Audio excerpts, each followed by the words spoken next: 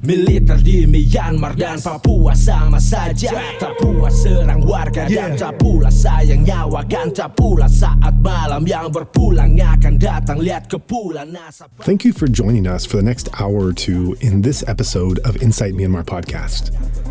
In an age of nearly limitless content, we appreciate that you're choosing to take valuable time out of your day to learn more about what is happening in Myanmar. It is vital for this story to continue to be heard by people around the world, and that starts right now with you. Api dalam ring masih bakar. Mereka makar main kasar. Militer naik pasar rebut altar. Kami bongkar sampai akar. 5 pakar dari antar pembuat bar untuk Myanmar.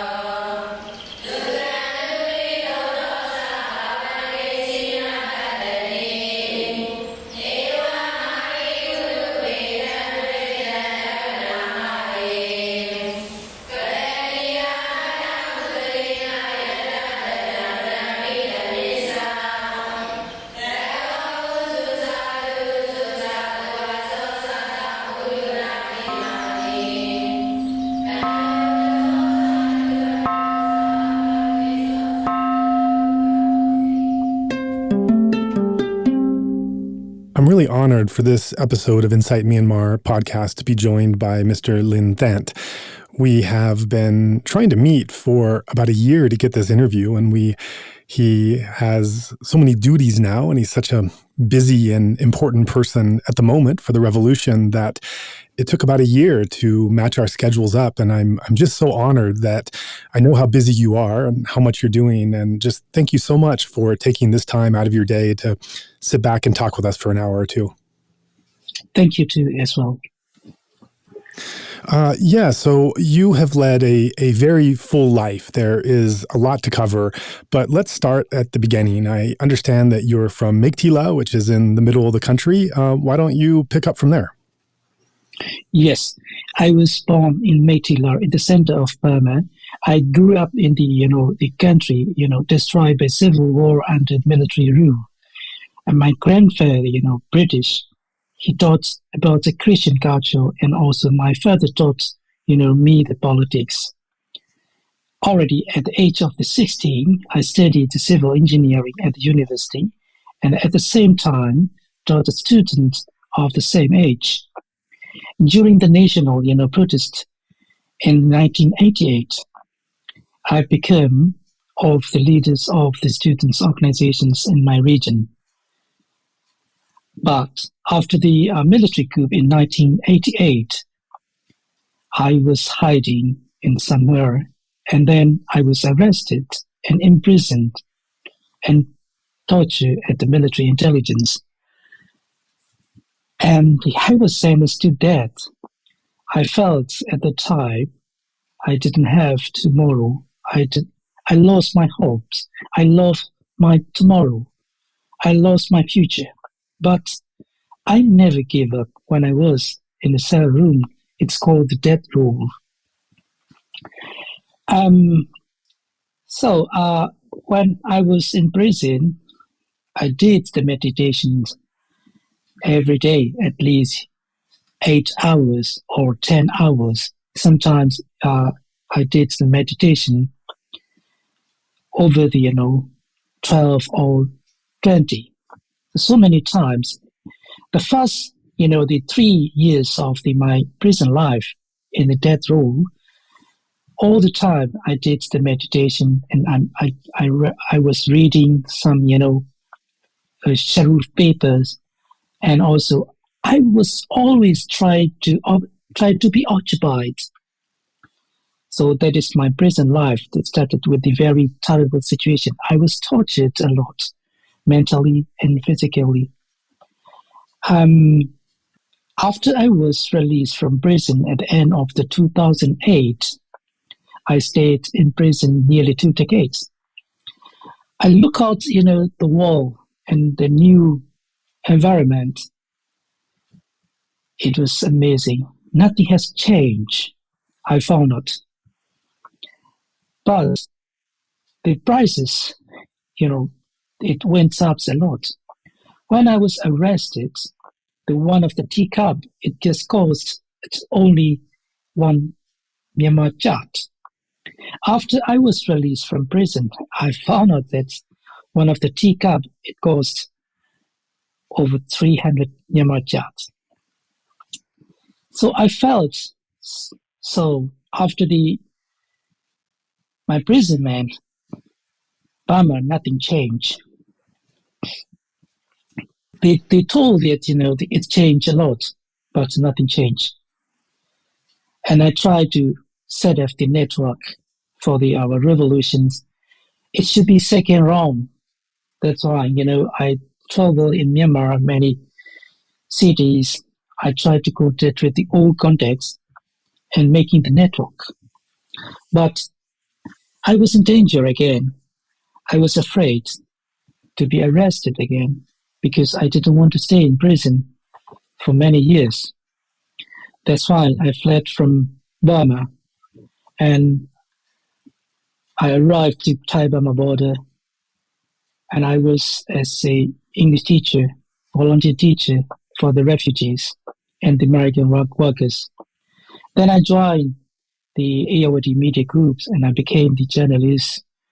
I was covering about Burma's politics, economics, and other Asian countries. I stayed in Chiang Mai, Thailand as a AOD reporter for over 4 or 5 years. In 2014, it was military coup in Thailand. For me, that I was difficult to extend my visa. That's why, I tried to reach back to Czech Republic, Prague. In 2015, I moved back to Prague because in 2011, I was granted asylum in Czech Republic because of the former president, Václav Havel. Then I did the studying with as an English teacher and the meditation instructors and also journalists. I wrote many articles about human rights, democracy, freedom, and also I share my experience to the Czech society and other European countries. I did many of the cooperation with the Czech government to promote the two countries' trade and economics and the politics. So I was very convenient during last 6 years. But unfortunately, 2021, I remember that around end of the January, I got many informations from Myanmar, Burma. It seems that, the military coup may happen in a few days. That's why I tried to contact some of my colleagues. So be careful that it can be happen. And then so we try to communicate each other and discuss about what we'll do, how to proceed when it can be, happened. Unfortunately, on the 1st February 2021, as we expected, military coup, it means that, try to attempt to coup what's happened in Myanmar. That's it. This is my, very briefly, my life. Thanks for sharing this. And I think just in these 5 minutes, what you describe of your life is so rich and full that I think listeners probably have some kind of grasp of the interest and the curiosity that I had in wanting to explore these different parts of your life that you've passed through to better understand the situation that we all find ourselves now in 2022 with the coup. So going back to the initial start of the story, you reference how you took part in the 1988 demonstrations, and because of that, you were imprisoned, tortured, sentenced to death in a solitary confinement for 2 decades. This is a pretty severe sentence that you had to undergo. What was it that you were doing in 1988 that the military considered such a danger that they came down this heavy-handed on you when they apprehended you? Yes, this is a very good question for me. So in 1988, I involved in the our Tetra 8 revolutions as a the student activist, and then I was very afraid to fight against the BSPP party at first. But so during the demonstrations, I remember that in March, I found out some of our friends, they were shot dead on the streets, and then our students, university students, tried to protest again and again in March affairs and March movement, and also June and July. And so our movements, they speed up more and more. And then finally, so we set up the Tetra 8 revolutions. We called for the Tetra 8 revolution at the time. So we travel, across the country to get in touch with the other, the strikes groups, many cities, many villages, and so we try to, express our concern about our future country. So it is dangerous situations of our country. So especially we focused on the military, dictatorship and also authoritarian. So this is the dangerous for our future and our next generations. So I did a lot of, the speeches around, across the country, and I was one of the target. And then, and the another thing is during the 88 revolutions, I did see a lot of, the political, the statements, and also I joined after the military coup, I joined one of the armed groups. It is called the All Burma Student Democratic Front. So I believe that, in the past, so we can solve these situations politically. But, in 1998, I decided to join the, our students, the army. I became one of the special missions commander. And then, so I was ordered to do such mission. Then I was in Rangoon. And for that mission, I was arrested. I understand. Are you able to share what that mission was in Rangoon that you were arrested for? So that mission is, so right now, so I tried to assassinate the secretary, one of the Mr. Khin Nyunt, the former general of the military intelligence officers. But I failed to assassinate him, and then I was arrested. I see. So then you were arrested in 1988 after this failed assassination, and in prison you were tortured and sentenced to death. Yeah. As far as you're comfortable in sharing about your past prison experience, I know this can be very triggering, and there's certainly much trauma from that I don't want to trigger or bring up. But as far as you're comfortable sharing about your incarceration and later years in prison. The time in prison is, it was really, I got a lot of, ill treatment and torture. Right now, I don't have the teeth. I have a few teeth, and I lost the many teeth. And also, I was, one of my, collarbone was broken. One of the, my leg was broken as well.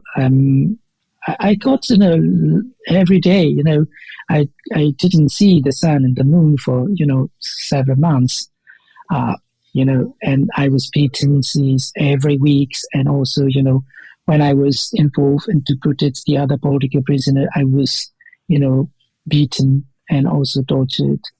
And I was in another confinement, and it is called, they call it, the military dog training, the compound. It was a very isolated in insane prison. I was there in several times. I remember that, I got a lot of the, beating and tortures when I was in prison as well. But I never gave up.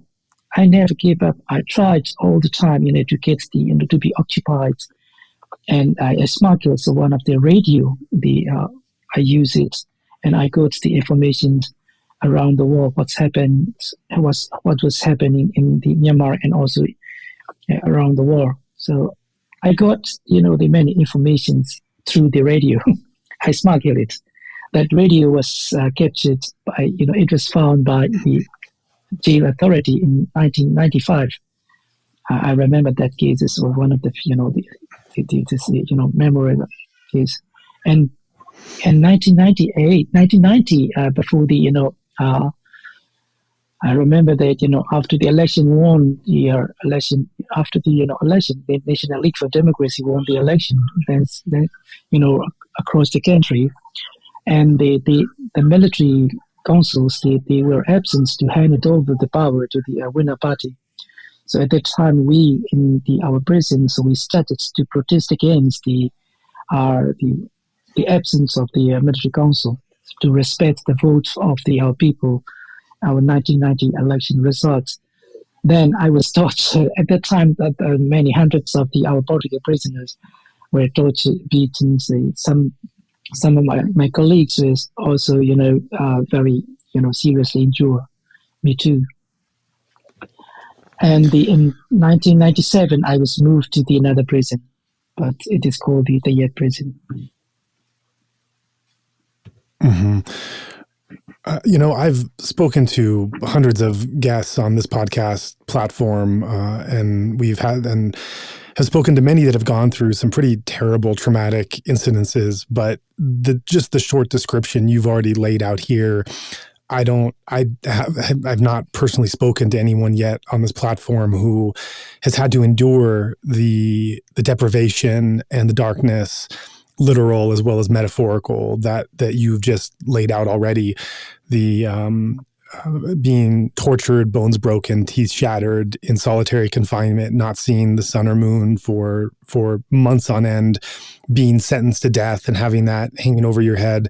I can't even begin to imagine on a human level what that feels like, and what and how one would even begin to respond to it. And hearing what you've said here, and also our previous conversations, your description that you just didn't give up. There was a spirit inside you that just kept trying to find a way on, that kept trying to find hope and optimism. And I think what you're talking about here, it's a feature of the human heart and the human spirit that actually goes beyond culture and time and place. It's connected to some of the horrors we hear, the Holocaust, and some of the Jews that were able to find something within them to get through unspeakable conditions that humanity has never known.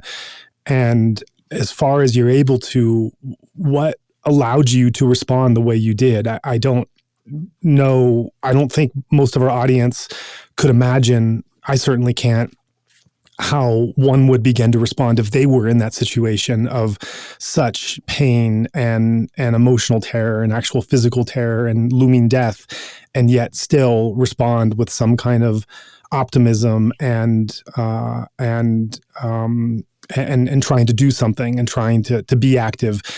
What can you say about where that spirit came from in you? How were you able to harness that kind of spirit when faced in those kind of conditions? Honestly, it is taught by the Buddha. So I got a lot of the lessons from Buddha. Buddha is my great teacher. So whenever I face the difficulties, I have to face it. I have to accept it. I have to respond, peacefully. So that's why I was bare on that kind of difficulties and the torture. imagine that. I will tell you one of the example, my experience. When I was in a, prison, in the death row, so my cell room was, covered by some plates. It is, made by the zinc. And just only, the 1 inch hole, I just see through the hole. If early morning, I get up, all the time, I get up around, the 4 a.m. and started to,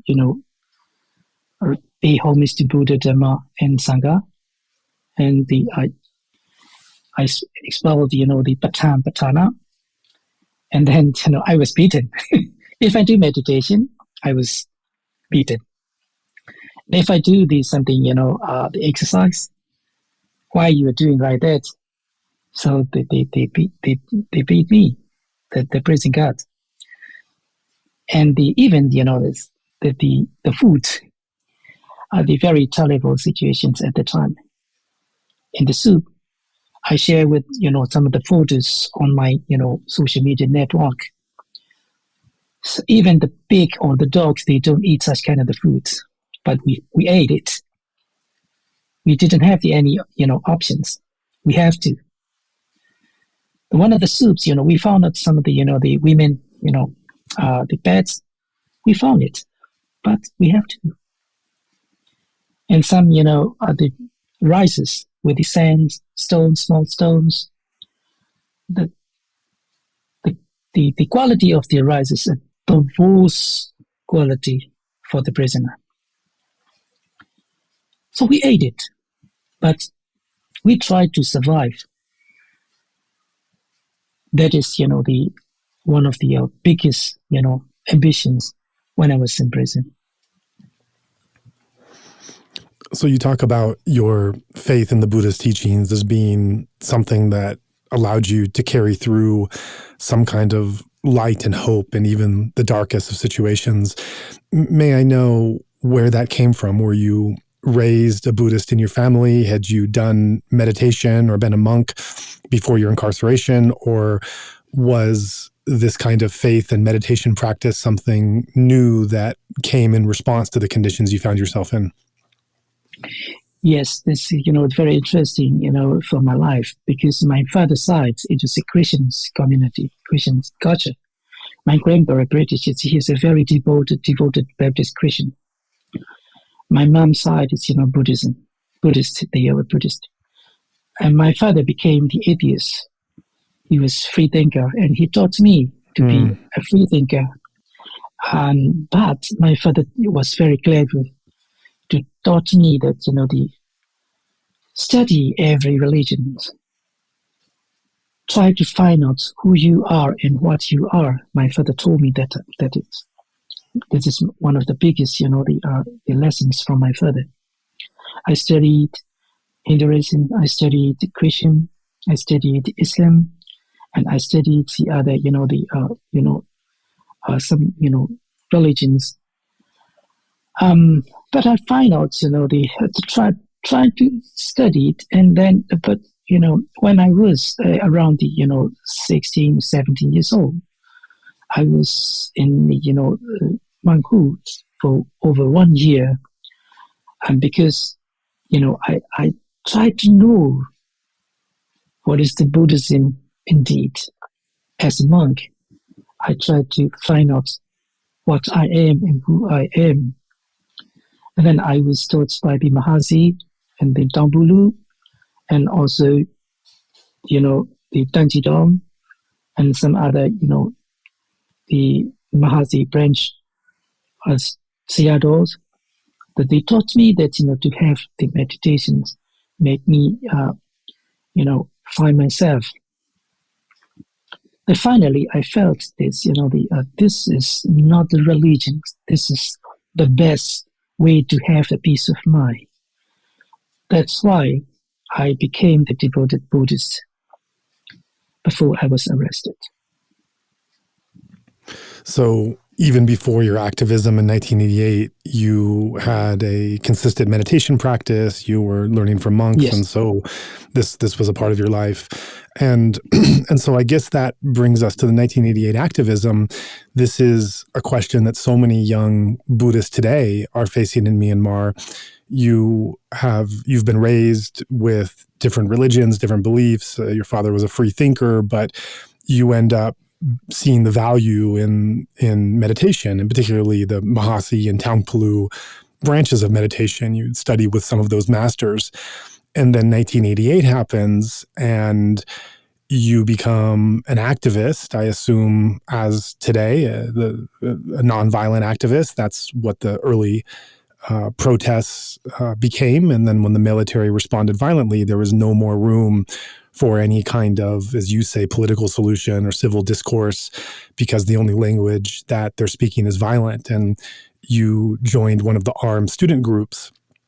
And so I'm wondering how difficult that decision was to make, and what went through your mind coming from a background in meditation, which is really the most non-harmful activity and state of being in the world that one can actually do. Simply sitting down with closed eyes is causing the least harm to the world and to humanity as possible, and actually creating quite a bit of good.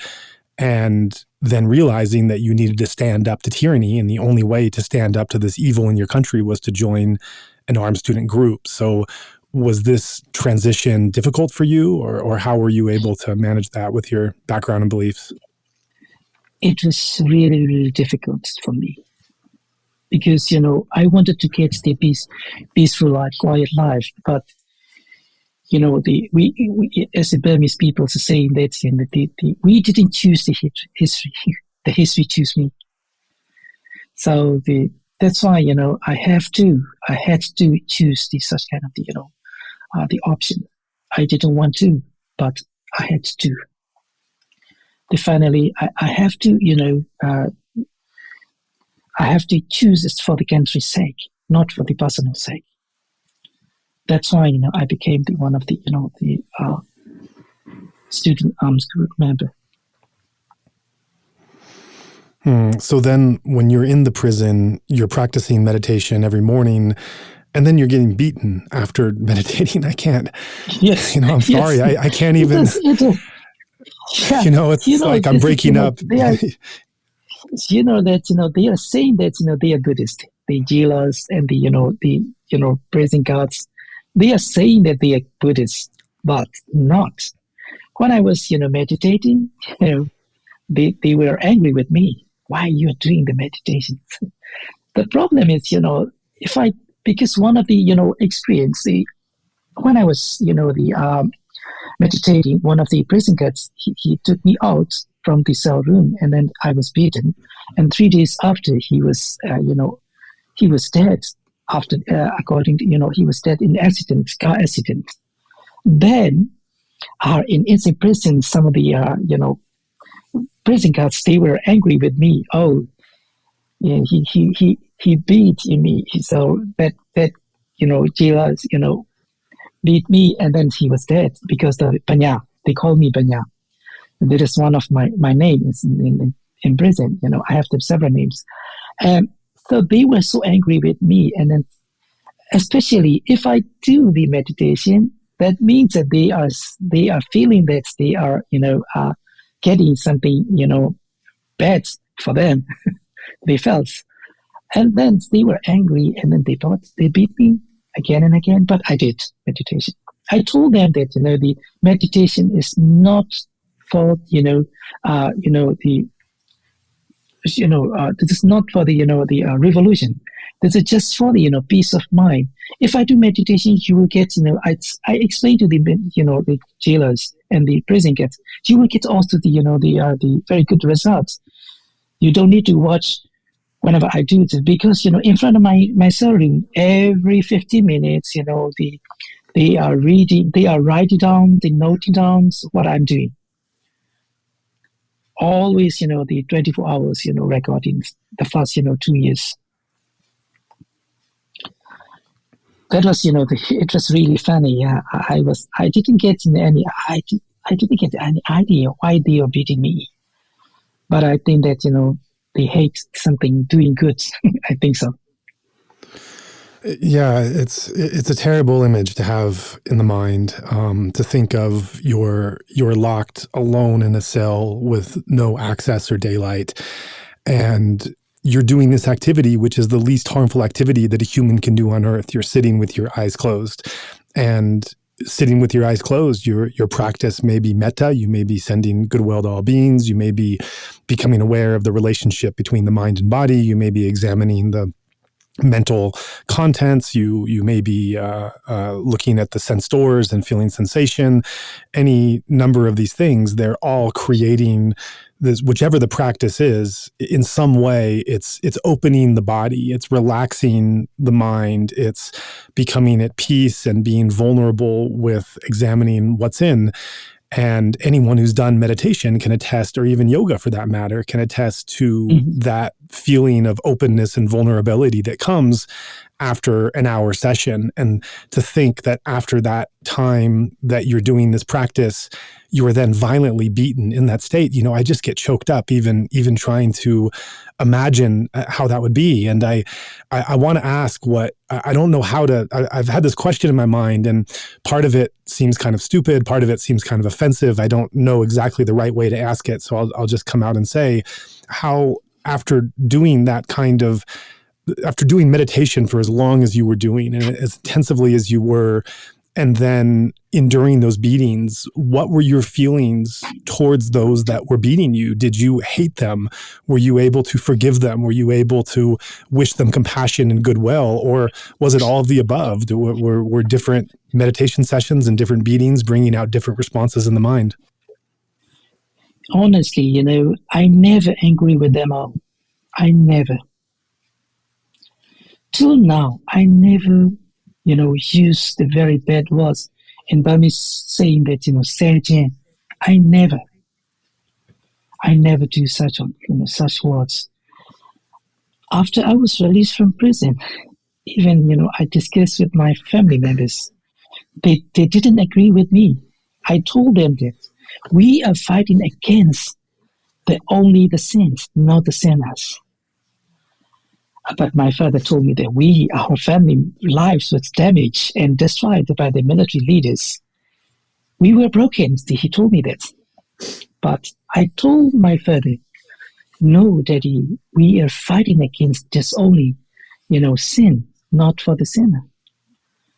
This is my, my belief. When I did, the meditation, I found myself, I felt, so I shouldn't, hate to others. I should love. I must love all beings. They all are beings. When they beat me, they are new, actors. I'm not. They will have to pay back for their actions, for their bad deeds. I'm doing good. They are doing bad, but they are the first actors. I'm not.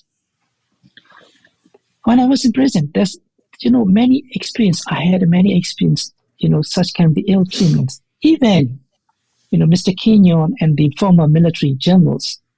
I never hate them. Till now, I never hate. If I say these words, many of the activists, they will hate me. I don't care. This is my perception, my tila. Right now, I am a representative of the National Unity Government to fight against the military dictatorship in Myanmar, Burma. Still now, I don't hate the military personnel. I just hate their actions. This is my belief. Very simple. And so how do you reconcile this personal view you hold of not hating them and not wishing them bad with the decision, both then as well as now, to take up or support an armed resistance? Honestly, I'm supporting to the armed resistance in Myanmar right now. It means that the end of, the violences for the, innocent people in our country. There are thousands of people being killed during the 1 year. In the past 7 decades, thousands and thousands of our people, innocent villagers, children, women, the oldies were being killed. Still now the violence accelerates by the military. That's why in the last year, the results of the 2020 general elections, CRPH, announced that the military is a terrorist group. The military is not the military. And also the police department, also the terrorist group. Because they are terrorizing our civilians, innocent people. Our civilians, they have the right to protect themselves, their life. That's why I support politically to the armed resistance, not my personal. This is a politically I support. So I want to go back to the meditation that you were doing in the prison. You talk about doing a Mahasi style of meditation, also Taungpulu, which is a branch of Mahasi, and that this was the only thing that gave you lightness, optimism, that prevented you from giving up, that allowed you to keep on day after day and trying even in the most unspeakable of conditions. You mentioned sometimes practicing upwards of 14 hours a day in solitary confinement, even knowing that merely practicing meditation, merely sitting in cross-legged position would bring on beating and torture. I know that meditation is a activity that can be done anywhere in any condition in any place. However, I would imagine that doing it in prison in those conditions would bring about different thoughts and insights and experiences than a meditation center or a monastery or even a cave or one's home. So I'm wondering if during all those years of doing meditation in prison, if you can say something about the type of insights that you had, the type of meditative insights and understanding into the Buddhist teaching or the nature of reality or the nature of the mind that your meditation brought you when you were in that place. Honestly, when I was prison, doing the meditation makes me a lot of, positive mindset, especially, the mental power to be, stronger and stronger. And I was in prison, I heard a lot of the noisy and torture sounds, the screamings, the prisoners, torture, and they were shouting. I heard. And then, I tried to meditate on it. As you know that, meditation is, just accepting what's happening. So we don't follow such kind of the feelings to that. It is just only mind and matter. And the, on and off. And I got the experience. And the experience made me, something, perfect. So I got a lot of, doing, the meditation experience. And, the one of the best thing is, I had a lot of noisy. I had sometimes, the quiet. And the situation is not this, sustainable.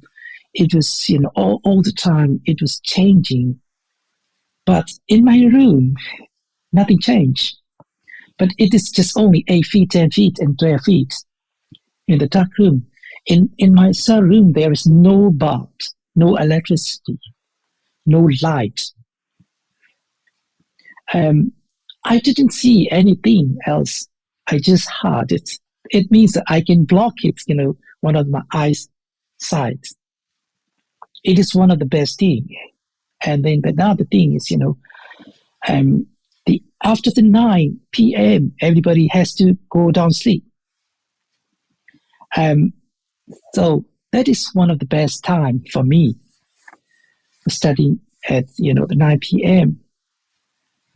But I heard the bell ringing or every 15 minutes, and the one of the some of the jailers and the prisoners are shouting, "Everything is good."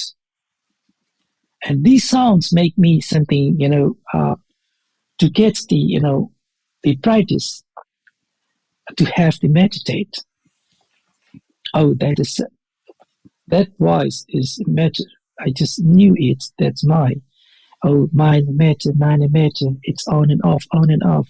Then finally, I found out that I'm not what I am. I'm not who I am. And then I felt just only feeling of the on and off. It was very pleasant. It was very nice, very peaceful. I felt it.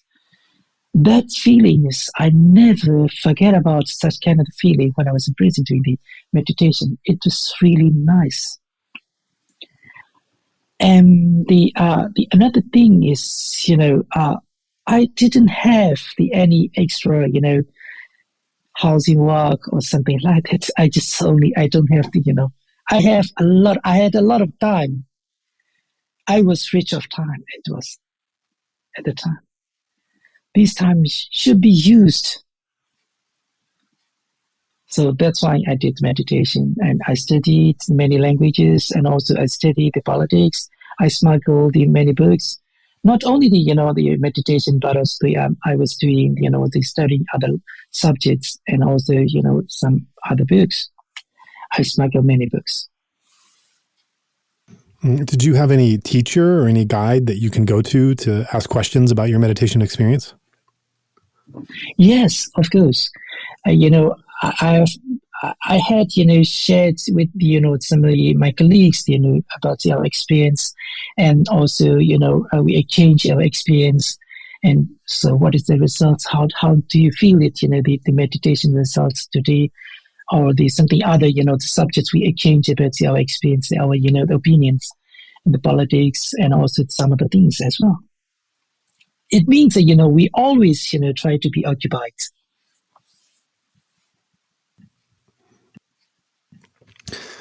Part of the Buddha's teachings as well, and the experience of meditation, is the understanding of dukkha. It's often translated as suffering, Yes. or simply non-satisfactoriness. And indeed, the Four Noble Truths are all about the recognition of the existence of suffering and the path leading away from the existence of suffering. When you're in prison, I imagine that the truth of suffering is something that comes clear to the experience and to perception, perhaps a bit easier and more unadulterated than in the world, where we can get distracted by so many other things. What did your meditation experience guide you and lead you towards a deeper understanding of dukkha? This is, because of the, I think that, continuously, doing the exercise is, they make me, something special, enlightenment, I think so. But, I didn't get, any enlightenment. I mean that I'm not, the Totaban, but I'm trying to be, but, on the other hand, I as far as I know that, how can I say that, the repeatedly, doing the meditation is, the making the power.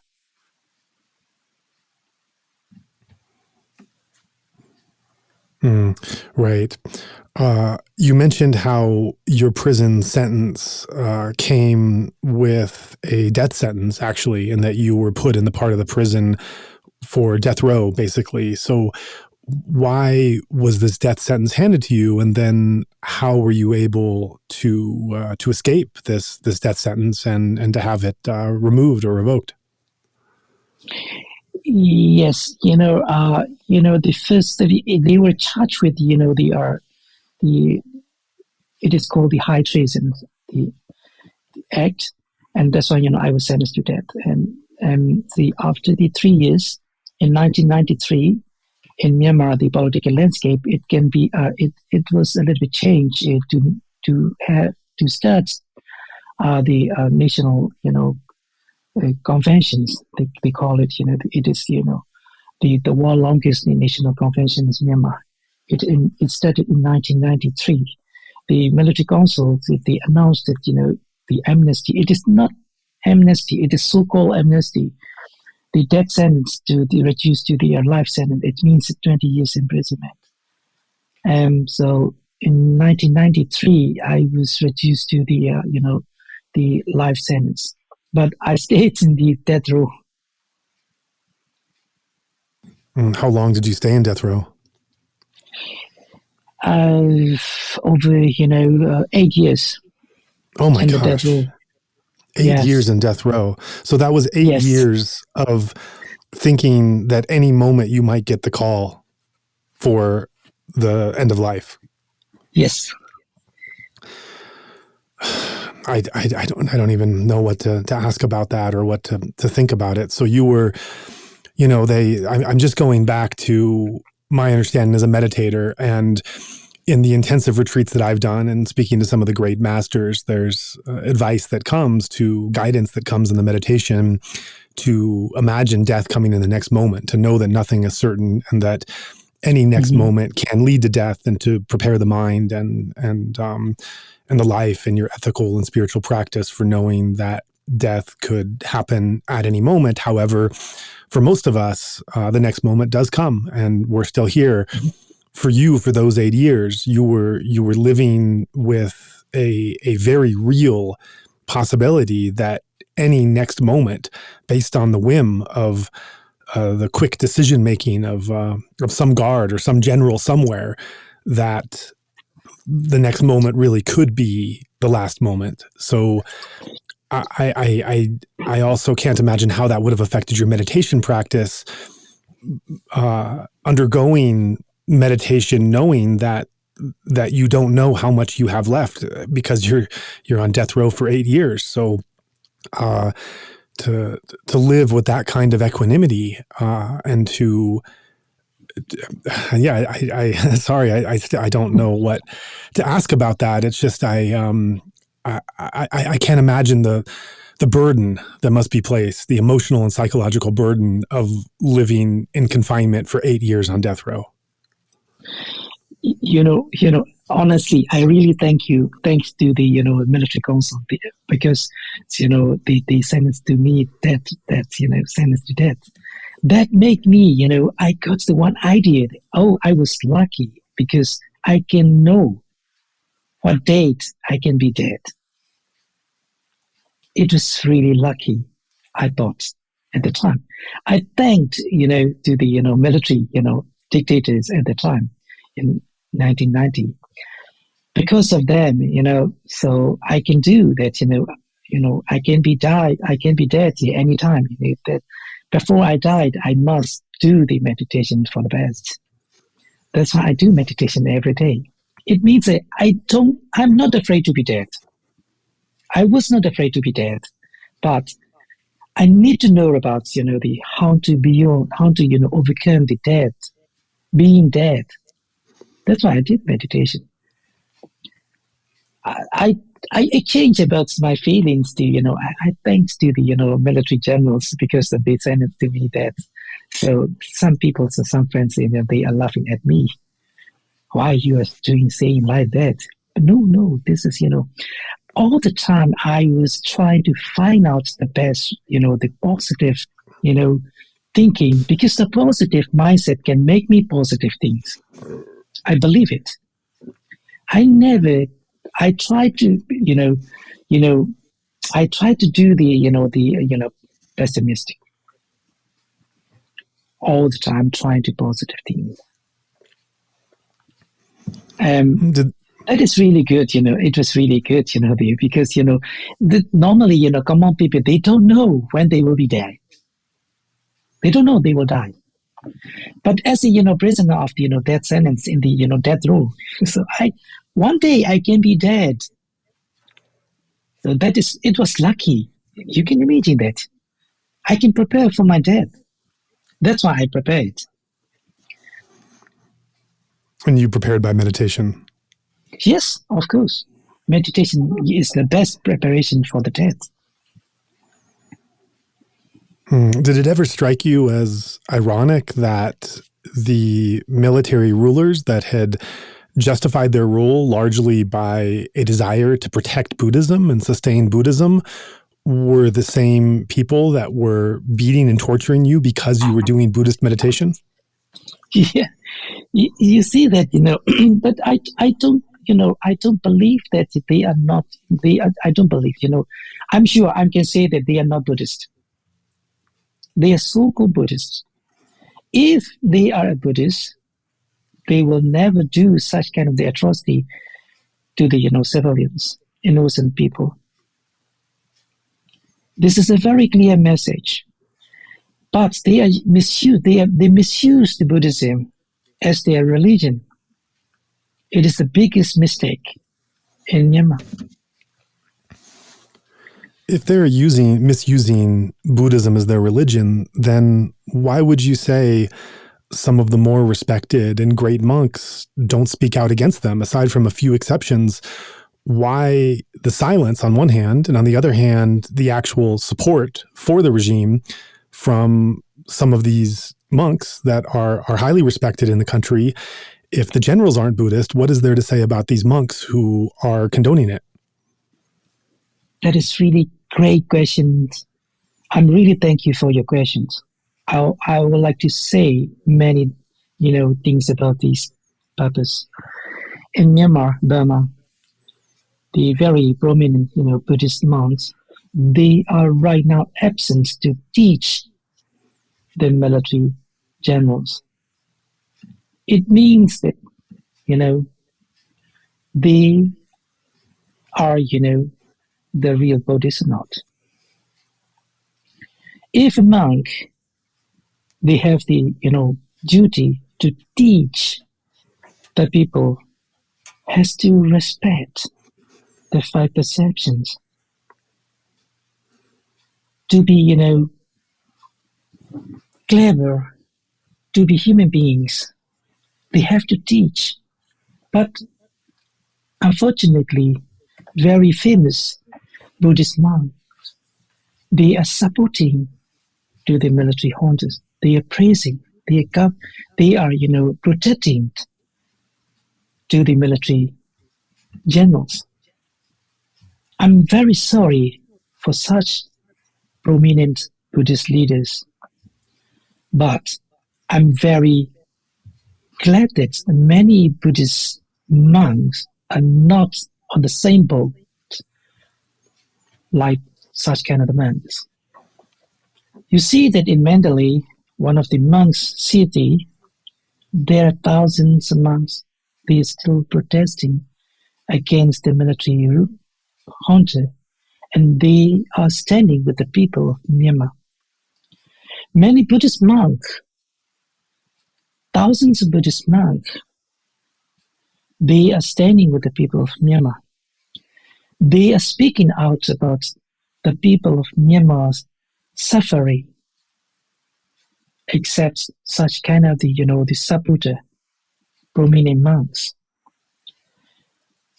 In Myanmar, many young generations right now, they are saying that they just only respect to the real monk, real Buddhist monk. No need to be famous. If they respect the Vinaya, they will respect. They are saying that.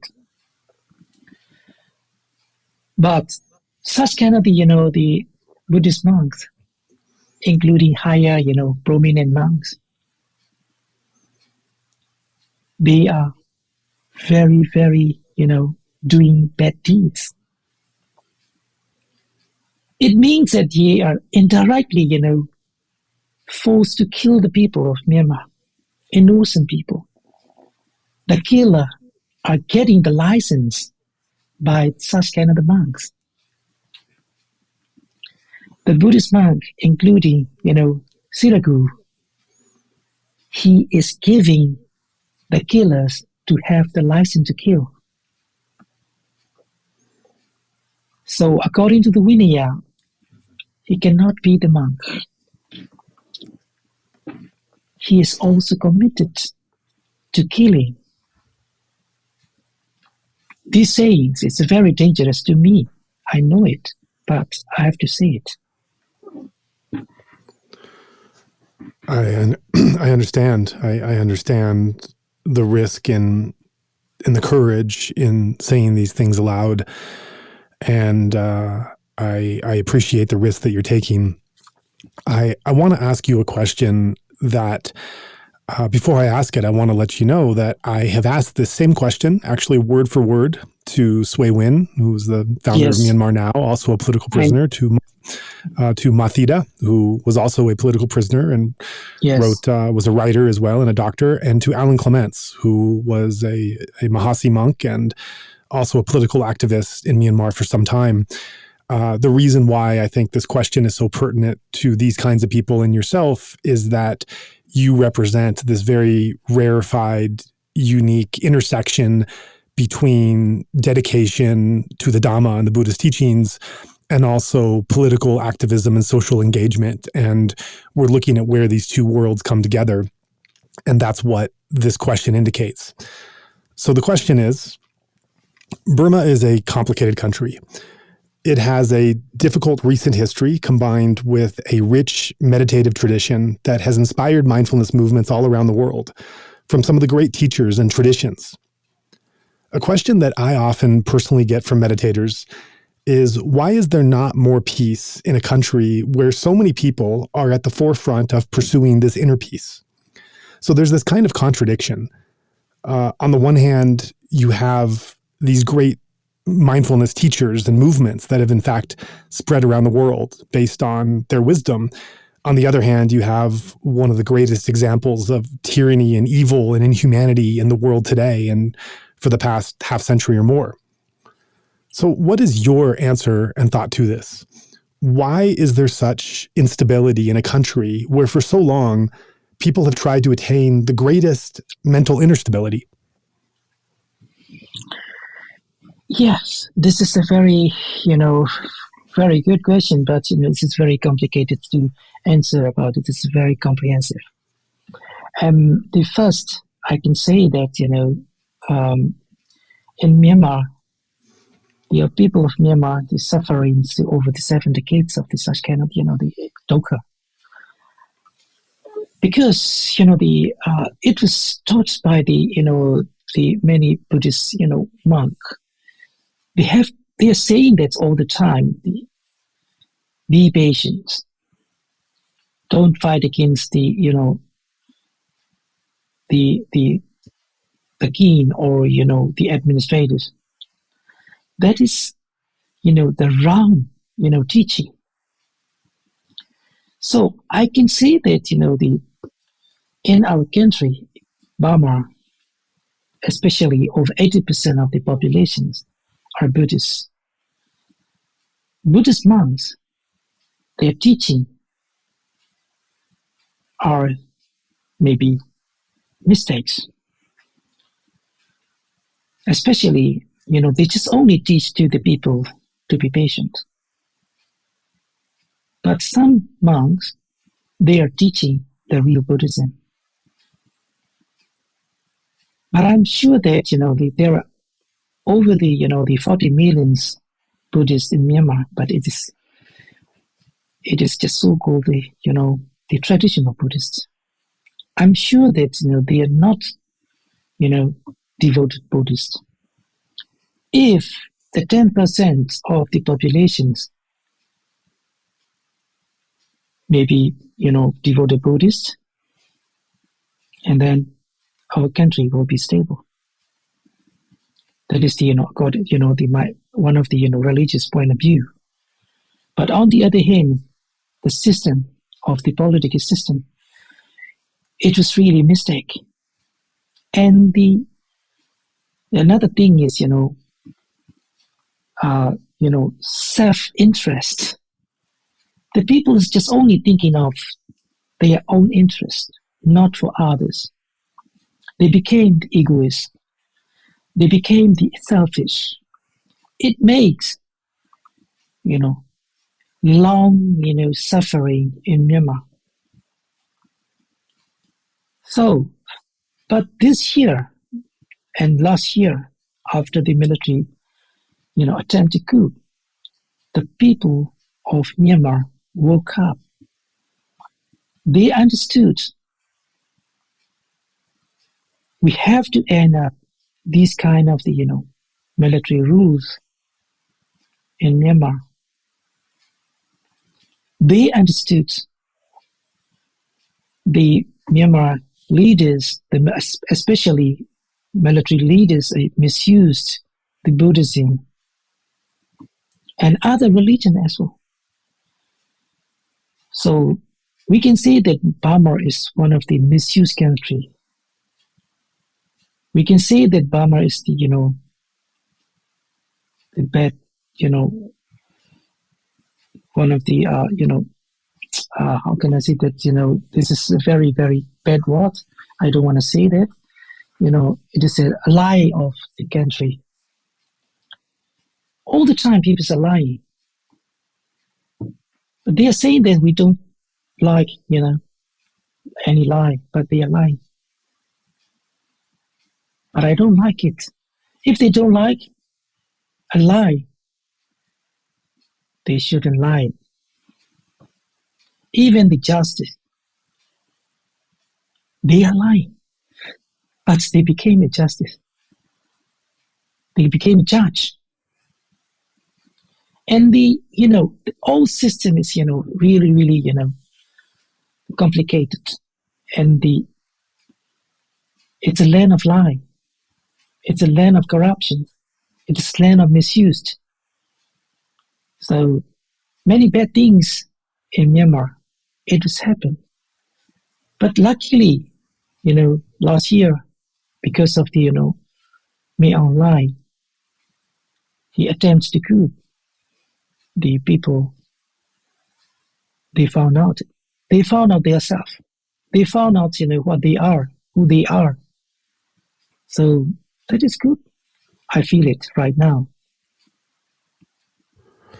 So you talk about being in prison for 20 years, I believe, 8 of those on death row. And then I think you said it was 2008 you were released. I can't imagine having the routine of 20 years, and whether a routine is good or bad, it's familiar. A routine is something that becomes our familiar surroundings and activities and everything else, and we get used to it, whether it's toxic or something beneficial. But after these 20 years of the routine of being in prison, 2008, you're released, and the prison doors open, and you walk back into the world. Can you describe what that experience was like? As I've told you that, I didn't see any changes. But, the people, they felt it's something better, but not. For me, that as well, I found out that, it was not a big change during the 20 years. Only the properties cost in the prices.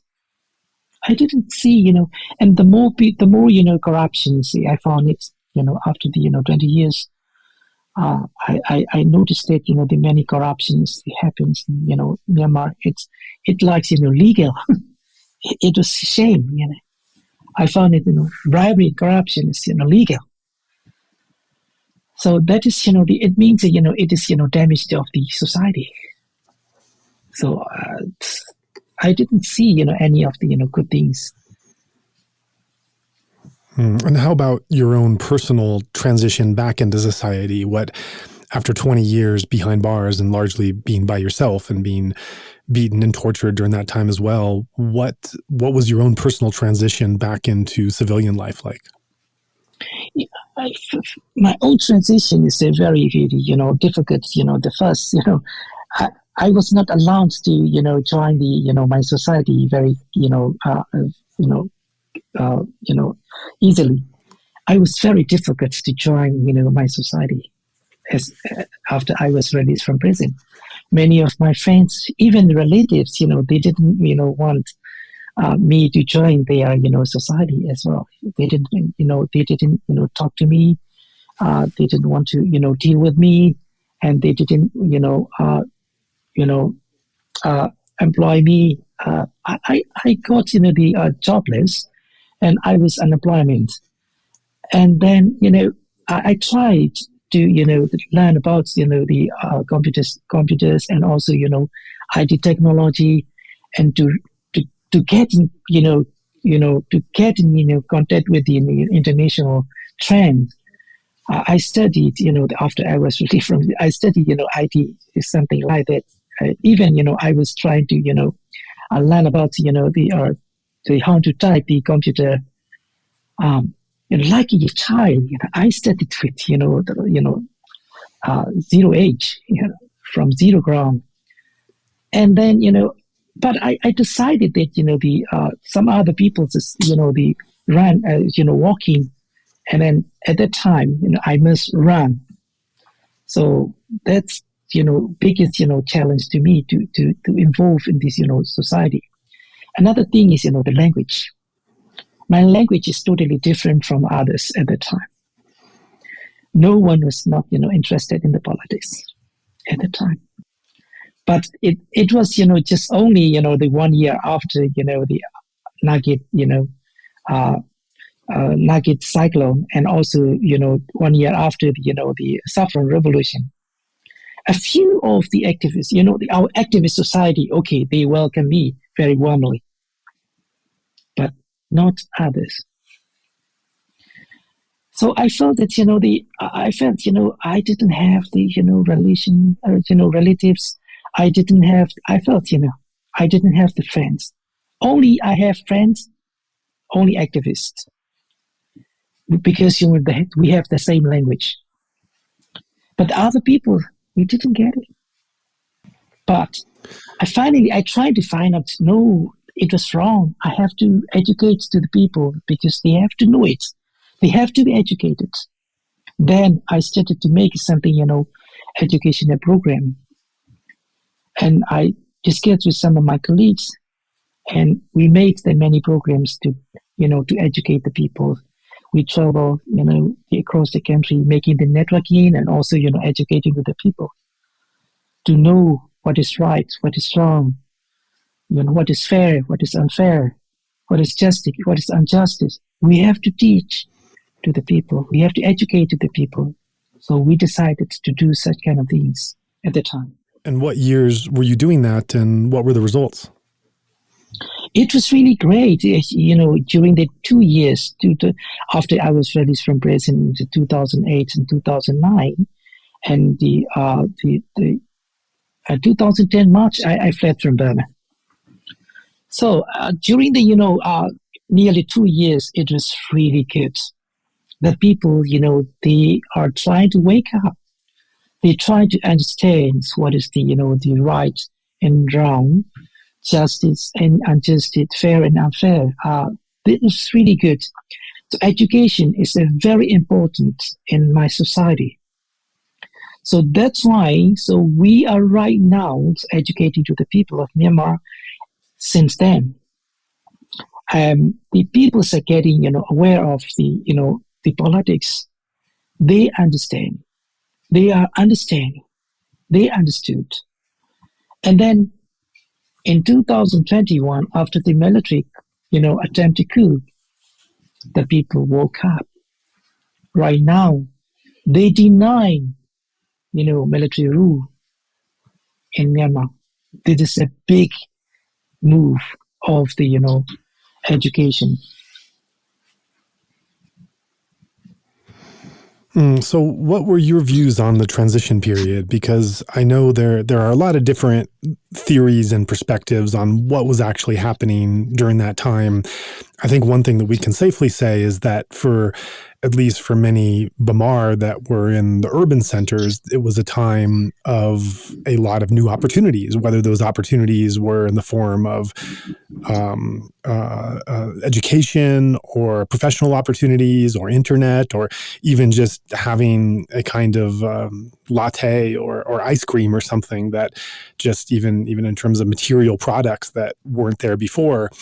And I've heard it explained that when there was concern being expressed about different parts of politics not really being fair, equitable, discussion about the Rohingya, about the rise of 969, about the some of Aung San Suu Kyi's policies and her proximity with the military and a somewhat of a shared perspective. I think that it's been said that when those concerns were being expressed by international media and organizations and others, there were those, especially in the cities, who really felt like this is our time in the sun. This is our chance to be able to finally live somewhat of a normal life. And we don't really want to have this drag us down. We don't want to have to be back in arguing about these kind of matters, because in our own life we've seen some improvement. And I should mention, this viewpoint I'm putting out here is not my own. This was, if I remember correctly, I had a podcast guest last year. Han Tu was his name, and this is how he explained it to me. He was an economist, and during the transition period, he saw it as kind of like, as things started to open up, people didn't really want to be bothered. They wanted to be able to live and grow in their life without having to worry about some of these heavier and more complicated and perhaps uglier things. And yet there legitimately were transitions, changes, opportunities, freedoms. One cannot deny that there were certainly freedoms in many different fields, especially when you're looking outside of the ethnic areas. That's another story. Their history and what they've gone through. Myanmar is a story of many different people's lives and cultures and regions. So it's not just one history. It's many, many interlocking and overlapping histories. But at least in the cities, there really was a greater sense of opportunity and freedom. And yet there were also these other things going on, which I think many would argue directly led to where we are now. So from your standpoint, from your background of experience and involvements and understanding before, how were you looking at this transition period? This is a very simple, and I can say that, the transitions periods can be at least one generation. This is, estimation. But there's a will, there's a way. So right now, many of the populations are willing to transit, our countries to build a new society. That's why I'm sure that, we can, it can be taken, around, decades at least. But, many of our, the Burmese, experts and many of the Burmese, technicians and professionals and the common peoples, they are willing to, set up the new society. This is very good to, get, the transitions and to build up the new, society, to build up the freedom, to build up the, federal democracy country.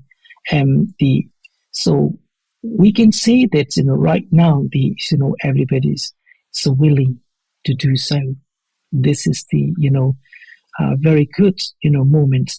So right now, our, populations are, very aware of it, and so we can do it, so if we,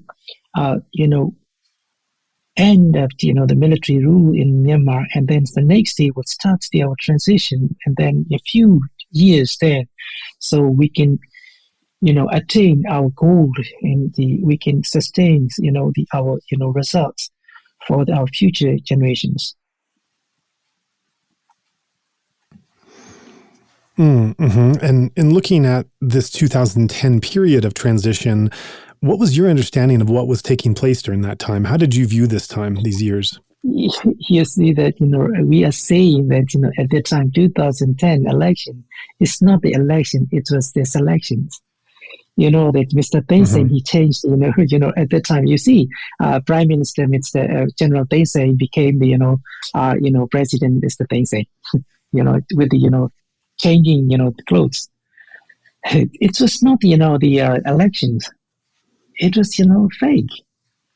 It was fake. It was not, real transitions. Real transitions. Right now, everybody see that, it is a very obvious. I would like to say that, in 2012, the, by-election, the Aung San Suu Kyi and the National League for Democracy, the biggest, opposition party in Myanmar, they contested in by-elections because of, international, the persuasions, including United States. I remember that at that time, I was, in the, in Myanmar, I was already released from, the prison. I studied about, the world politics and also the Myanmar politics. I catch on eyes, the current situations and the Obama and also, the Hillary Clinton, they try to push, Aung San Suu Kyi to contest, the by-elections. So, and the Obama trip to Myanmar, you see that, he gave a speech, a very successful speech, and he was proud of his, the foreign policy, was win, and it was the, victory of his foreign policy. Burma has been changed. But, it's failed. The last year, it was obvious results. And this is my politically, I would like to point it out the United States. But right now, the United States is really good to, doing good. Yesterday, Biden administrations, they accepted, the military is committing, the genocide, against the Rohingya. That is good, but, in the past, international communities is just only focused on the, their interest, including United States and other European countries. In Myanmar, we are saying that, one of the prominent, poets, named Mr. Maung Chaw Noe. So I love, him. I love his poems, very much. One of the, the biggest, the words influenced me that, in our life, we need just only two things: real friends or real enemies. We are clear that in Myanmar, politically, you see that, we can see, we obviously, we know who our enemy are. But still now, that it is not very clear that, who are our real friends. I feel a little bit, sad to say like that. So in 2010, it was just only, make-up transition. It was not, real transition. That's why, it's happening right now in Myanmar. It was make-up transition. And then how about 2015, those elections and Aung San Suu Kyi coming on as state councillor and NLD being in some position of power? What did you think of those years from 15 to 20? You see that is, follow to the 2010, transition. She had to follow, the 2012, the by-election contests. And then she decided to involve in the, the fully, the military, the traps. She was entrapped, and also she contested in the, she and the National League for Democracy contested in, 2015 election, and the National League for Democracy, they won a landslide victory. It was, and then the military generals, they are happy that, we got the rapids. At that time, their money are getting, a chance to get the laundry. Their money to be white, and their properties to be legalized. Because of, Aung San Suu Kyi and the National League for Democracy and the other democratic, the parties, they involved in our elections. They failed it. The election was made by the generals, military. So then, the international communities, including United States and EU, they lifted their sanctions on the, the Myanmar. In the past, according to the human rights violations, they were banned, they were sanctioned many years. So after the 2015, Aung San Suu Kyi became the state councillor, and then so NLD became the elected civilian government. United States and European Union, they lifted sanctions against Myanmar. And military generals, they became the legal billionaires. In 2020 elections, Aung San Suu Kyi and the military, Aung San Suu Kyi and the National League for Democracy, they contested in 2020 elections. And then they won landslide victory again. But Aung San Suu Kyi, she tried to persuade the military generals to have the national reconciliation. And on the other hand, she would like to set it up the new society. She would like to set it up the national unity in Myanmar. So after the election, she will form the national unity government. And she decided. That's why the military generals, they are trying to make a coup last year, February 1st.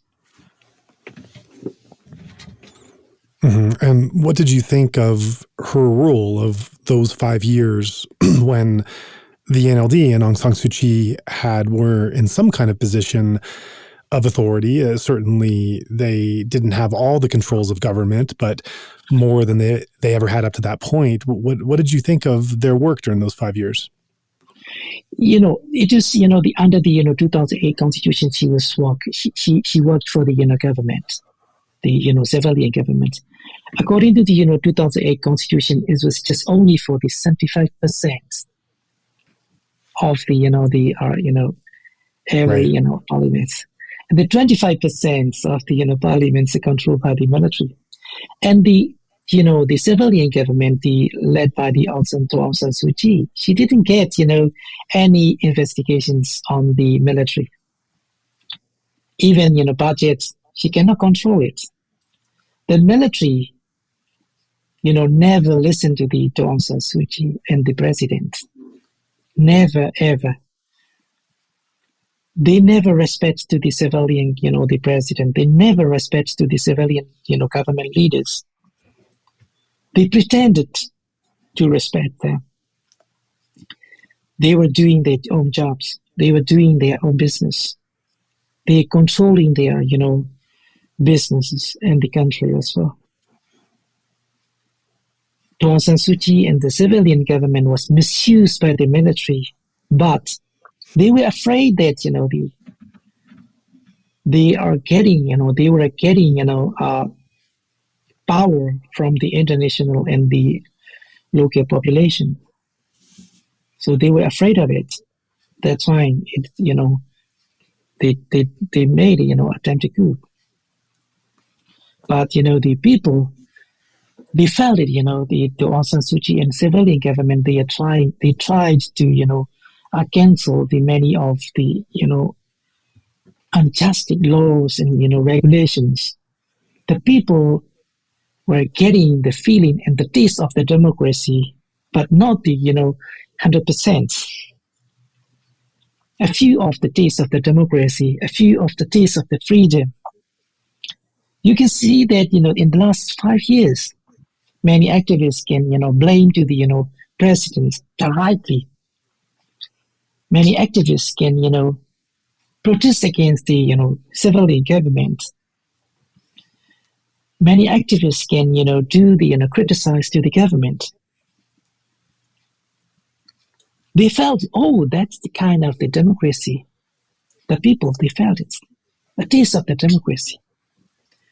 That's why in 2020, they knew that the population of the Myanmar, they knew that we have to vote for the NLD. If the NLD win the elections in 2020 elections, we will have more democracy. The people, they believed. That's why in 2020, the National League for Democracy, they won, general election. The people, they believe in the Aung San Suu Kyi. They believe in the civilian leaders. That is a very good. But for the international, the Aung San Suu Kyi and civilian government, as they're very difficult to deal with the other, issues. They will fail some, international politics because of the, national reconciliations. She tried for the best, but it failed. What do you think? What's your evaluation of what she tried to do? And you reference how, in the eyes of the international community, it was a failure and a disappointment. Of course, one has to acknowledge that she doesn't have full control, as 75%, and several ministries which she has no control or even can even access to what they're doing, or reports, as you mentioned. Given all that, do you think there was more she could have done, or something that she or the NLD leadership could have handled better than they did? Or do you think they were doing the best they could under those conditions? Yes, of course. They were doing for the best, that they can, as much as they can, they did. But on the other hand, they even, Aung San Suu Kyi, she sacrificed her glory for her, they believe. She didn't want, to have the bloodsheds in the country, in Myanmar. That's why she tried to deal with the military generals, to have, reconciliations. And she thought that it was right.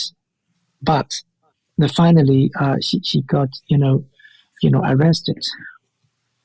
And but she was failed, because, she didn't get, the fully support from the military.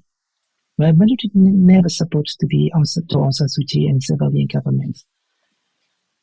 And she was very difficult situation. She was entrapped. And then the most, ugly, the scenario is, she tried to protect the military at the, ICJ.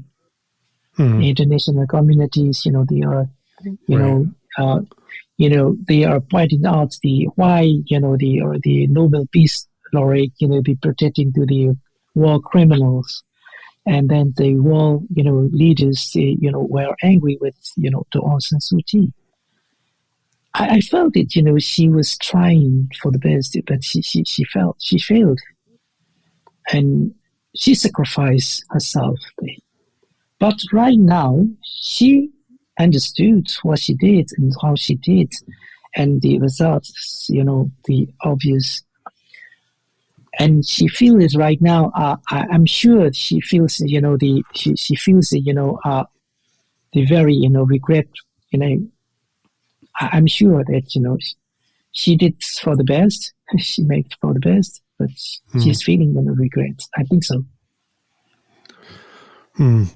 I want to go back to your personal story during these years. You're released in 2008, and as you put it in the first 5 minutes of our interview, you were released and you went back into society, preparing for the second round, ready to go and continue where you left off. And then you fill in the gaps. You talk about how it's very difficult for you to re-enter any society in a social or professional way, given your past. You try to do these couple years of educational programs to try to, as things are changing in Myanmar, you're trying to give this kind of political education to some of the youth about history or context that they don't know because they're not allowed to know. But there's not really a feeling of revolution in the air at that time. I was personally in Myanmar for most of these years, and I can also attest to that, especially as the transition opened up and there were more opportunities. So there's not many people that are on the side of still trying to point out to all the dangers and the problems, because there's a certain degree of stability and opportunity and freedom even that's never been there before. Eventually, you move on to Thailand and then to Czech. Can you share a bit how you ended up in these countries, and as a Burmese refugee or exile at this moment, your experience in coming into these two countries and cultures, and how you chose to go there, and how you were supported once you were there. In Thailand, because Thailand is one of the Burmese exile groups based. So that's why I choose Thailand the first, and many of my old colleagues and friends, they were there. So that's why I choose the Thailand. I joined one of the educational foundations, the Thinking Classroom Foundation, founded by the Dr. Tay Nguyen. I joined it, and then I joined the ALD Media Group. And then in 2011, I was invited to the Czech Republic and to share my experience of freedom, democracy, and human rights at the Forum 2000. And then because of the former president Václav Havel, so we got the exile here in Czech Republic. In Thailand, there are many exile groups, and we had a lot of exile movement experiences. But it most of the exile groups, it depends on the NGOs and grants and to run their projects. So it was a very difficult situation. But in 2000, after the 2010, international, organizations, they pushed to such kind of the exile groups to join, the transition in the so-called the make-up transition in Myanmar. I felt that at that time, no, it was not. It was a fake. It was a fake. It was a make-up transition. So we shouldn't move inside. I decided that. And that's why I didn't, going back to Myanmar. Many of my friends, they went back to Myanmar and to join some of the programs and projects in Myanmar. So last year it just happened in Myanmar, military coup happened in Myanmar, and then they fled from Myanmar. I told that, right now I'm in Czech Republic, and you see that, I never trust to the, military generals. Their mentality is very, very dangerous. I never trust, their mentality. So that's why, I never, join the, military training, the ways, and, they are open up, the platforms. But I never walk on it. In Czech Republic, I'm getting a lot of the lessons of the, democratic, the movement activities, the democratic mindsets, and the Western countries has, very good, respect each other, respect the, human rights. I felt it, in the very beginning of the, living in Czech Republic, I felt, oh, it is, totally different, from our country. The people are very, independent, and they are feeling, the very, relaxed, and also, freedom. They are very independent, and but they respect the rights. But after the few years in Czech Republic, I found out that, in Czech Republic has also the, political problems as well. But not the same as, Myanmar. But the Czech is one of the, the smooth way to transit, the authoritarians to democracy country. So we learned a lot of the lessons from the Czech Republic and other European countries as well.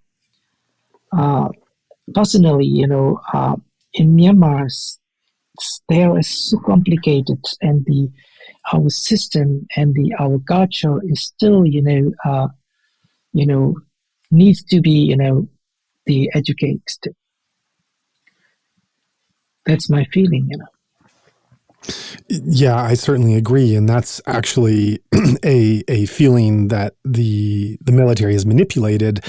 And they've taken what you've said and turned it on its head for years, for decades, by saying that the Burmese people are not yet ready for democracy. They're not yet mature for democracy, that there's going back decades and even centuries in Burmese history, there's certainly a kind of patronizing sense that the leader is supposed to have as a caretaker for the people, that almost like a wiser and more mature father, and taking care for them in ways that they're not able to take care for themselves. This kind of psyche has been investigated in different academics, and most particularly Matthew Walton is what I'm thinking of. Others certainly have covered it as well.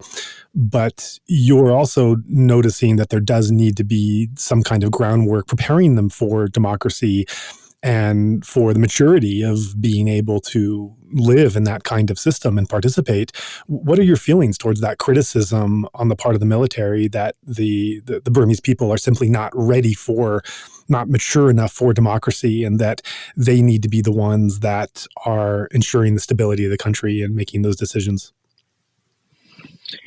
So right now, I'm feeling that our people just have the democracy because they are very mature right now because of their activities. Tireless activities is the obvious. Over the 1 year, our revolution experience, our people is supporting us a lot.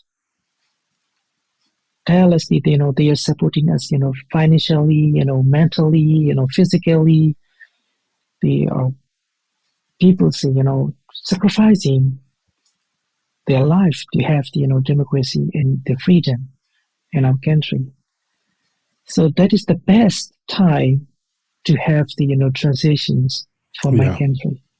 Yeah. So right now you can see that, right now, so we are getting the, the unity, the biggest unity. We have never, been such kind of the unity here in, in Myanmar right now. Mm-hmm. So in the National Unity Government, the CRPH and National Unity Consultants, Council, this is, very, comprehensive, and we have a lot of different, backgrounds. And we all, the NUCC, all respect the combined, our, collective leadership to set up the collective leadership.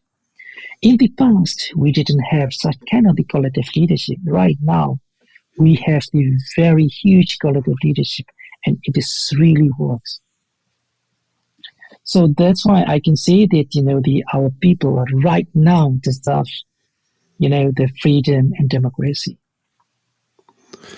Sure, right. And you were physically around in 1988 for that whole uprising and protest movement, and released just after 2007. So you've personally witnessed these different attempts at being able to unseat the military before.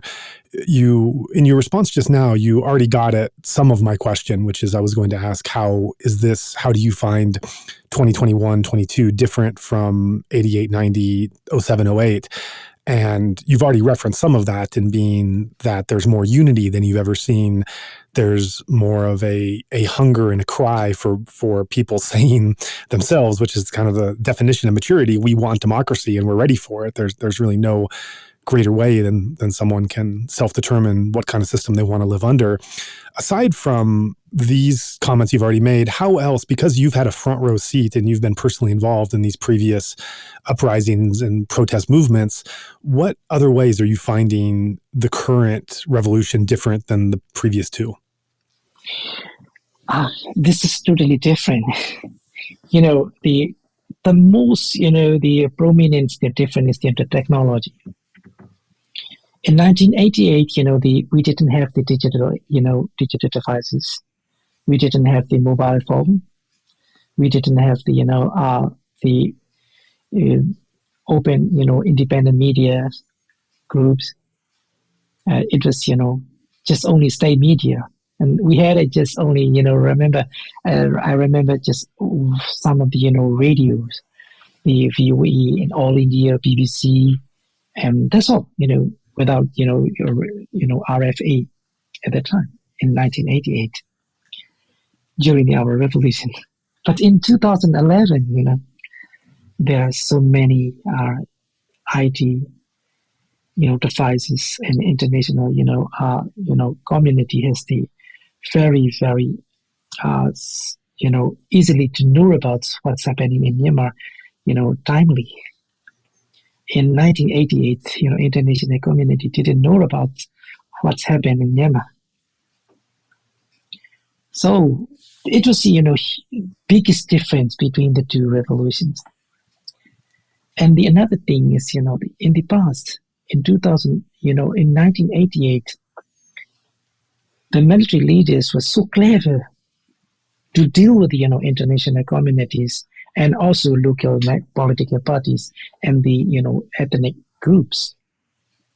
But right now, the Mr. May Online, he is not clever to deal with the international communities, and he is not clever to deal with the, local political parties and also, ethnic groups. That's why, we found out that, the difference between the two revolutions, another thing is, our people involvement. In 1988, many of the people involved in the revolution after the military coup. A few weeks later, the peoples were, trying to survive themselves and the coup down, and they involved in the, the military are, set up the some circumstances. But right now, in 2021 and 2022, the people involved in the revolution and still now over 1 year, they are still resisting against military rule. It is huge, difference between the, two revolutions. And another thing is, the ethnic armed groups. And this is, in the past, ethnic armed groups, their position and, current position is totally different. And the last thing is the biggest, difference. In 1988, only our students, ABSDF, was formed as the, armed group. But in 2021, in March, local PDS were formed by themselves. They found out, how to fight against the military junta, military dictatorship in Myanmar.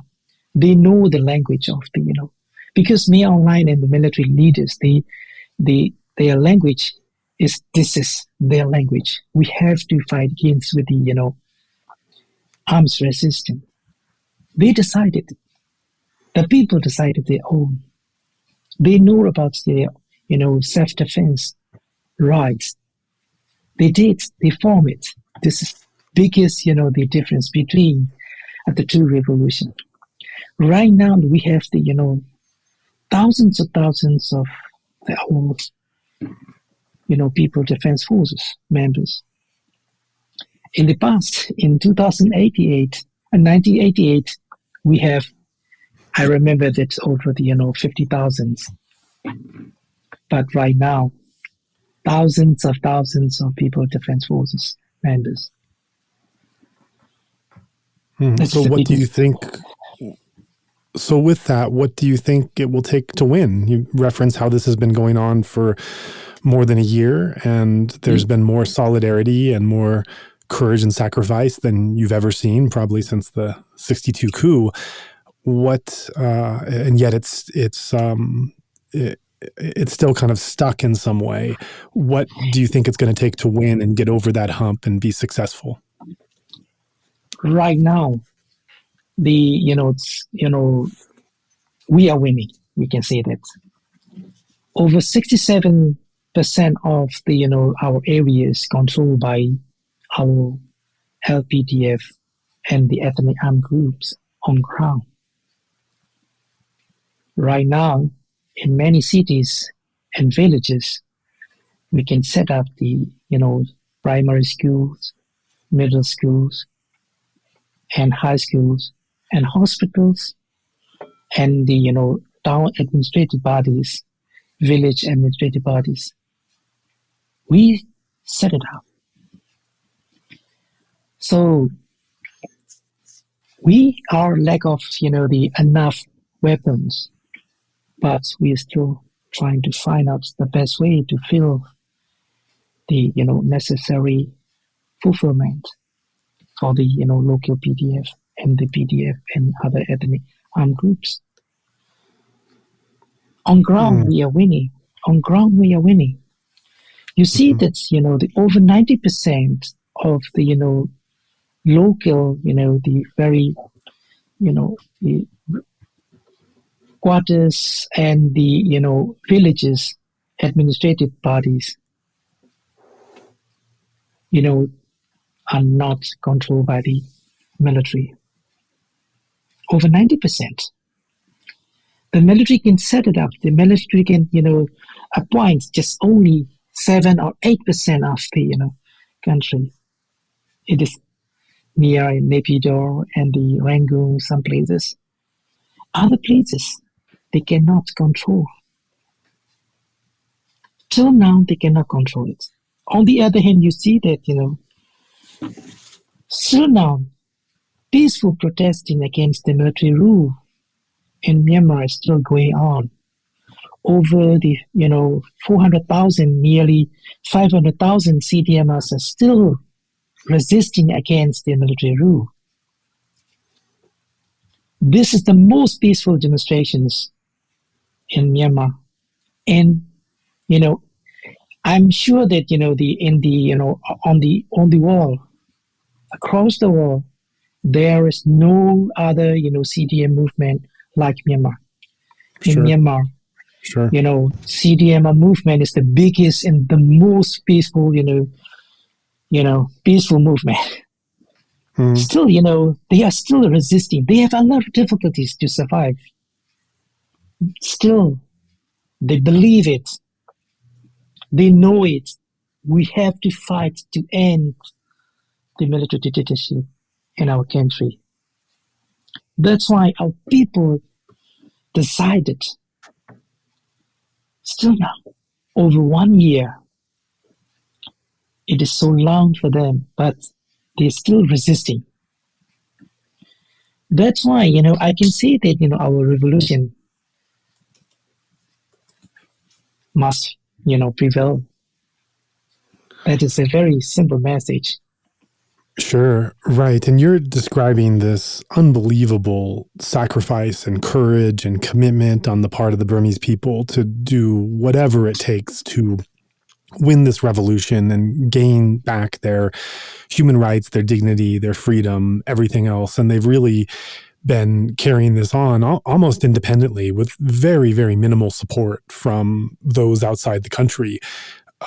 You're looking at it from within the movement and seeing how much has been given. It would really be hard to ask for much more on the part of the people who have lived under these conditions for so long and are continuing to fight against this regime. But looking at it from outside, from foreign allies, from the international community, from those wishing to support in whatever way, from bodies and organizations, what kinds of support would be useful or valuable from the international community or from allies to the cause and to helping to win the revolution? Yes, honestly, I can compare with the Ukraine right now. So Ukraine is getting a lot of the international, aids, especially military aids, logistic aids. We need it. We need it. Such kind of, the military, the logistics and the, technology and, international community should know about, the Ukraine crisis and Myanmar crisis is very similar. The May Online, he got, the green lights from the Russia. A few years ago, the people are saying that, the China is the biggest problem for Myanmar. But we are saying no, China is not biggest problem for Myanmar. Especially, we pointed out the Russia. The Burmese military and Russia tie was very, very closely. Before the military, attempts to coup, one of the Russian generals, they visited to Naypyidaw, and he met with the Mae Aung Hlaing, only 2% with the other assistants. After a few weeks later, Mae Aung Hlaing, he did, attempt a coup. You see right now, the, Vladimir Putin and the Mae Aung Hlaing are doing the same atrocities against the civilians. The same situation. Russia is trying to get the proxy government in Asian Pacific region. The Russian never, think of the, other international civilized countries' interest. They just think of only their own interest. In Russia, there's thousands, at least, hundreds of the Burmese military officers. They are studying in, Russia since, 2 decades ago. Many Russian trains, the officers are serving in Myanmar army in every sectors. But the international community, they don't know about, such kind of this, scenario. The Burmese military coup is very connected with the Russia. Burmese military is getting military, weapons, technology from Russia and China and Belarus. International community make sanctions and embargoes, arms embargoes to Myanmar. But Myanmar military is getting weapons from Russia and Myanmar and China.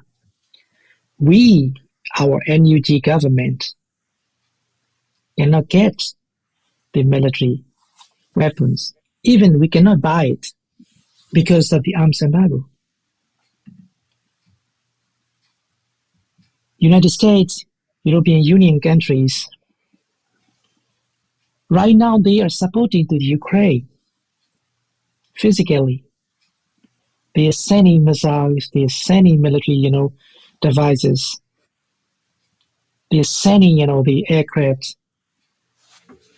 They are sending a lot of, bombs and launchers and tanks to the Ukraine. It means that, they are defeating, they are, supporting not Ukraine, but they should, support the Burmese people as well, especially, our, NUG government. Our government is responsible to protect the civilians, our citizens, our residents.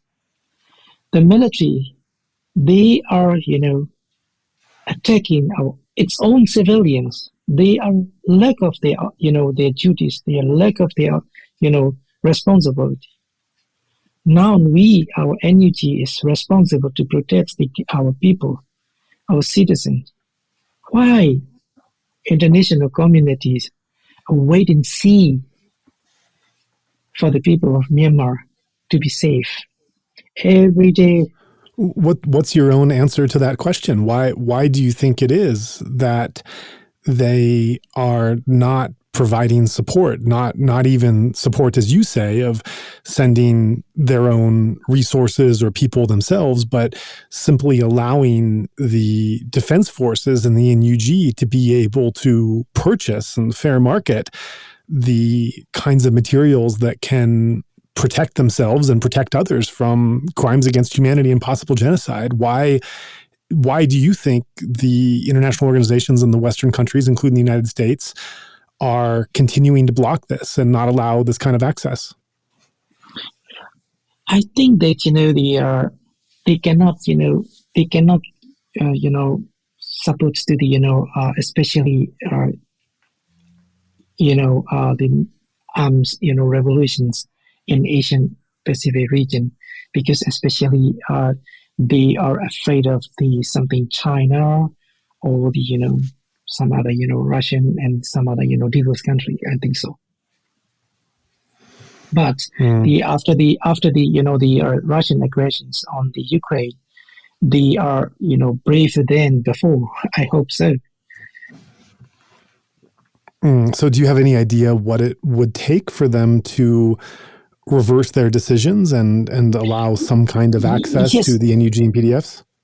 I hope that it is a very optimistic. They right now they are brave to support the military devices and the physical supports to the other country.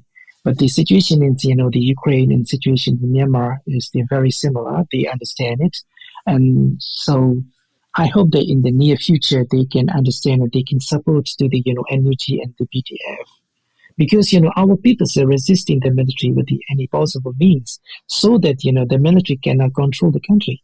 They know it. We all are determined to fight the military operations until we achieve our goal. They know it. This is exactly why we are shared, why all share the solidarity belief in that is the last chance to uproot the dictatorship in our country. They know it. International community, they know it. What we exactly we are sharing our solidarity. This is the peak of our unity time. So we are sure that if we get any possible physical support from the international communities, it will be I'm sure it must be the game changer. Right now in the Ukraine, if the Putin failed, and then it will affect to the Burma as well. Right now, the Burma cannot get the military supports from the Russia because of their aggressions on the invasions to the Ukraine, and the international community must do against the online and military as well, like Putin, and the Myanmar has to be get the like Ukraine. So then we our civilized countries and civilized world will prevail to fight against the diverse countries. That is the very important time. That is the time to support. This time to be united to support the not only Ukraine but also the Myanmar as well. Right. So you're describing more of the general overarching international scene and context. I'm wondering about you personally, and as far as you are able to share, not divulging any confidential information, what can you share about what your position is right now in relationship with NUG and what tasks you're carrying on, as well as what, if any, kind of recognition you have from the Czech Republic while you're there in that capacity? Right now, in the last year, since the April 24, I was appointed as a representative for the Czech Republic. So, but I'm working for not only for the Czech Republic but also to some other European countries as well. I'm dealing with the countries, the governments and the parliaments and other political, the higher officers, to have the recognition of the national unity government as the legitimate government of the Myanmar. So my position is that is my position. So here in Czech Republic, the first country of the very actively supports the Myanmar is the Czech Republic. You see that after the few weeks later, the Czech president he issued these two statements to the president, Mr. Win Myint, and our state councillor to Aung San Suu Kyi, the Czech Republic the president, Mrs. Milosima. He showed solidarity with the president and Aung San Suu Kyi while they were arrested. It was the first country around the war. And second,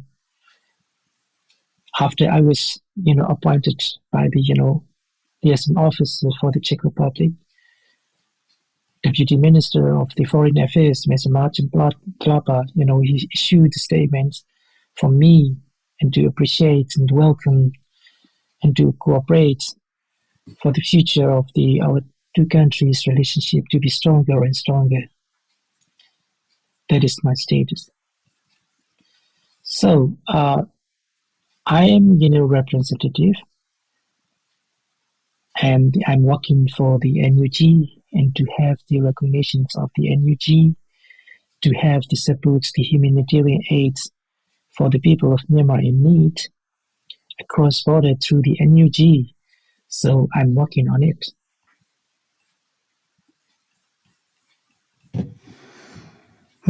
I see. And we definitely wish you every success with what you're doing and with those tasks. And I personally know how hard you've been working over this past year, how many initiatives you've undertaken. And I know how busy your day is, how many meetings you have. So to take time out of all those other tasks to talk with us and to get your voice out there for more people, I think you have so much to share and of value. I just really thank you for taking the time to sit with us today, and especially in spite of everything else you're managing and doing. Yeah, I would like to mention, to your audience that, please, international communities recognize the National Unity Government as the legitimate government of the Myanmar and brand the, Burmese military as a terrorist group. And the two, I would like to ask for the, international communities to support, physically to the people of Myanmar and the National Unity Government, and to support and to help the people of Myanmar in need cross-border assistance through the National Unity Government and educational and the, medical included. And if you support to the, the people of Myanmar and NUG, and our revolution will win in a few months, and then the international community can be proud of, the Myanmar is one of the successful country in near future. Yeah, we need international communities, support more and more. Yeah, I agree. I think that it's really just a step away from the defining blow, but that step could be long and drawn out and bloody if the Burmese are continued to be isolated and alone in the sacrifices they're making. If with a little bit of support, they could be close to a knockout blow. And this strategically located country, geographically speaking, could turn a page of democracy and human rights, as well as of unity and federalism of the different groups, and really chart potentially a new way forward that we haven't seen before, and that is really following these values that are so promoted by the West. And it could really be something beautiful. That's all hypothetical because, of course, they need that support to get there. But we see the willingness, we see the hunger, we see the sacrifice of people who want to live under a better system. And we also see among the Bamar Buddhists their own understanding of that they were not exactly correct in the way they saw what the military was doing before, and the way that the ethnic peoples were being harmed, and that they don't want this to continue in their country. We've seen expressions of guilt and apologies and contrition. And so there really is this potential of moving forward with just that little bit of help. And, we really hope that somehow the people of Myanmar will get that, because they've certainly more than shown how hungry they are for it. Thank you so much for joining us here today and having this conversation. I've learned so much, and you have offered so much to our listeners as well. I'm also thank you for your, giving me floor and for your audience. Thank you so much for your contribution as well. So I really appreciate your work, and I really appreciate your, especially, Buddhism thoughts. I love it so much. Thank you so much, Joe. It's the darkest time before the dawn. We're broke, we're lost, but we know this won't last forever. Nowhere to turn back, nowhere to give up, nowhere to lose, as we know this is the end. Nothing can stop us now. Yeah. We will fight till the end. One of the most tragic aspects of the current crisis in Myanmar is how isolated Burmese protesters feel, and in fact are. Thankfully, through our nonprofit organization Better Burma, we're able to ensure that all your donations successfully reach their intended target on the ground. So if you found yourself moved by today's discussion and want to do what you can to help, please consider giving to our donation fund, which is 100% directed towards supporting the democracy movement. If you would like to join in our mission to support those in Myanmar who are being impacted by the military coup, we welcome your contribution in any form, currency, or transfer method. Your donation will go to support a wide range of humanitarian missions, aiding those local communities who need it most. Donations are directed to such causes as the Civil Disobedience Movement, CDM, families of deceased victims, internally displaced person, IDP camps, food for impoverished communities, military defection campaigns, undercover journalists, monasteries and nunneries, education initiatives, the purchasing of protective equipment and medical supplies, COVID relief, and much more. We also make sure that our donation fund supports a diverse range of religious and ethnic groups across the country. We invite you to visit our website to learn more about past projects as well as upcoming needs. You can give a general donation or earmark your contribution for a specific activity or project you would like to support, perhaps even something you heard about in this very episode. All of this humanitarian aid work is carried out by our nonprofit mission, Better Burma. Any donation you give on our Insight Myanmar website is directed towards this fund. Alternatively, you can also visit the Better Burma website, betterburma.org. That's BETTERBURMA.org, and donate directly there. In either case, your donation goes to the same cause, and both websites accept credit cards.